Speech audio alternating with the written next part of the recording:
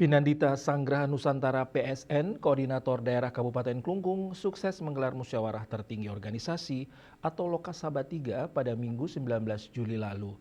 Agenda 5 tahunan ini menjadi momentum strategis dalam memperkuat evaluasi pelayanan umat dan regenerasi kepemimpinan para pinandita di bumi Serombotan.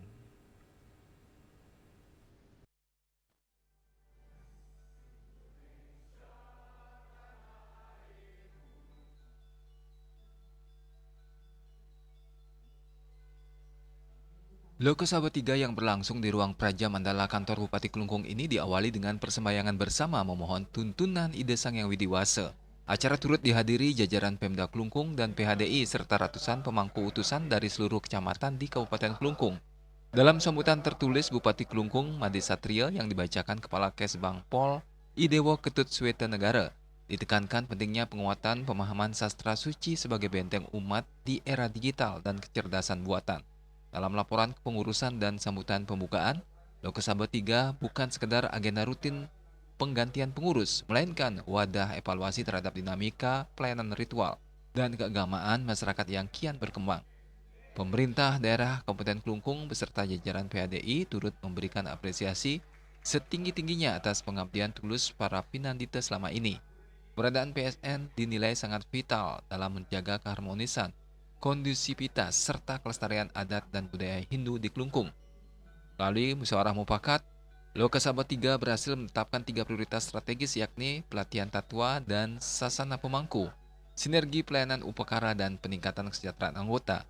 Rangkaian acara ditutup dengan pelantikan pengurus baru PSN Korda Klungkung masa bakti 2026 hingga 2031 yang kini resmi dipimpin oleh Ketua Pinandita Wayan Sumenanya, Wakil Ketua Pinandita Pande Putu Alit Antara, Sekretaris Pinandita Made Natar Arneci, Wakil Sekretaris Pinandita Putu Suwarini, Bendahara Pinandita Nyoman Sudiana, dan Wakil Bendahara Pinandita Nyoman Sri Murti.